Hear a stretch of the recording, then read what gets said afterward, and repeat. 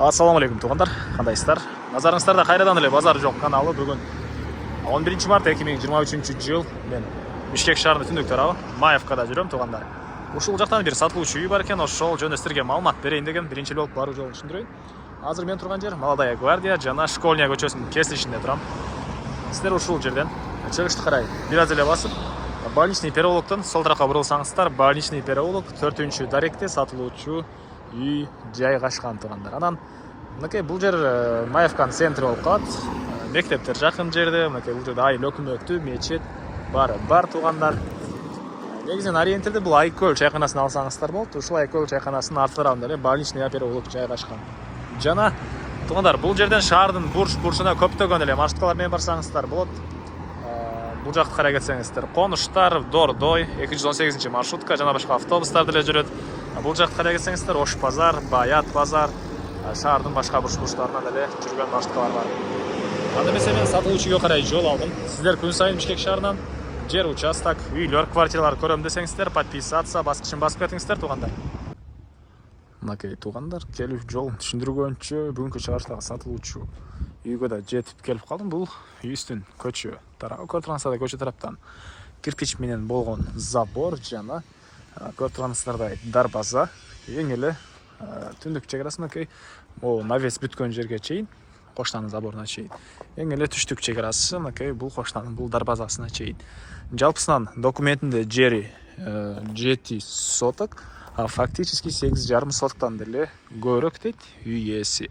Анан жана видеонун башында айткандай эле бул жерде Маевканын почта центрине жакын, бул жерде эле мектеп, садик, мечит, айыл өкмөтү баары жакын жана чоң трассадан шаардын бурчуна көптөгөн эле маршруткалар менен барсаңыздар болот тугандар.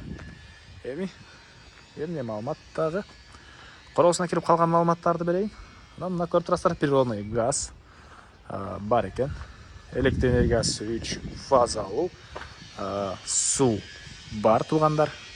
Мынакей бул сатылуучу үйдүн короосунун көрүнүшү.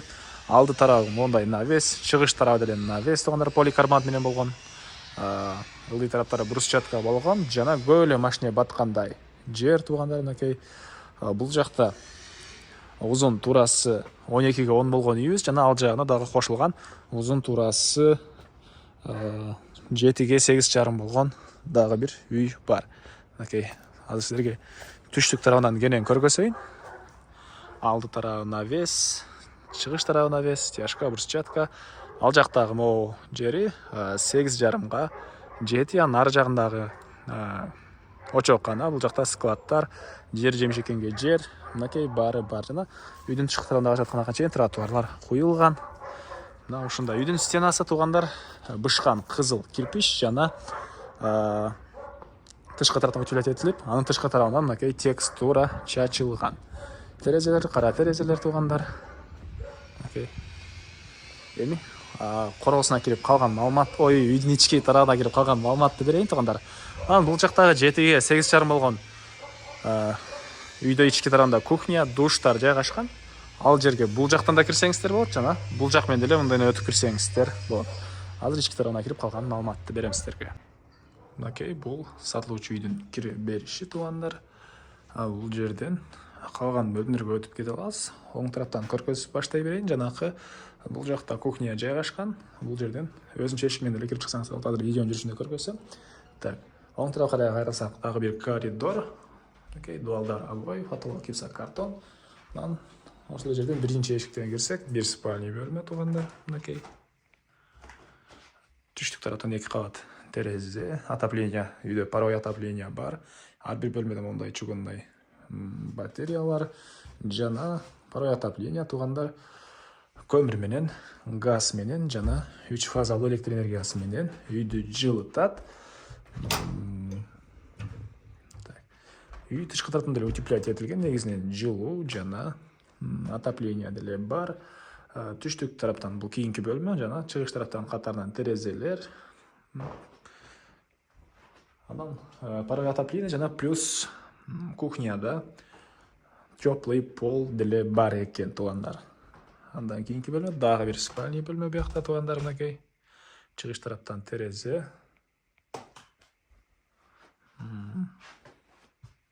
Полдар DSP дейт беле же OSP дейт беле, кыскасында ошондой жыгачтан болгон полдар туугандар. Андан ары бул жакта дагы бир спальный бөлмө. Окей. Түндүк тараптан терезе. Туугандар көрүп тургансыздардай обой. Анан мебелдин баары калат. Бир гана төшөнчү төшөктөр жана кийимдерди эле алып кетебиз дейт. Мебелдин баары калат. Короодо бир тапчан бар экен, ал деле калат туугандар. Андан кийин бул жакта кире бериштен эле түз эле кирсек, китепкана мынакей.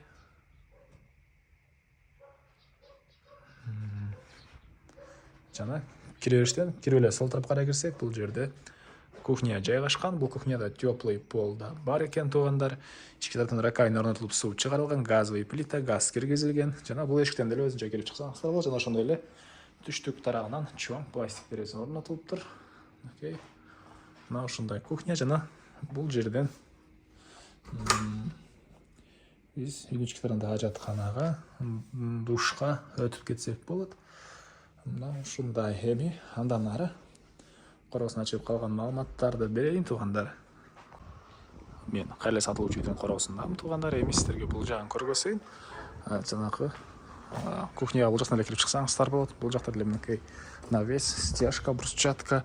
Бул жакта очоккана жана тапчан деле калат экен туугандар. Мынакей.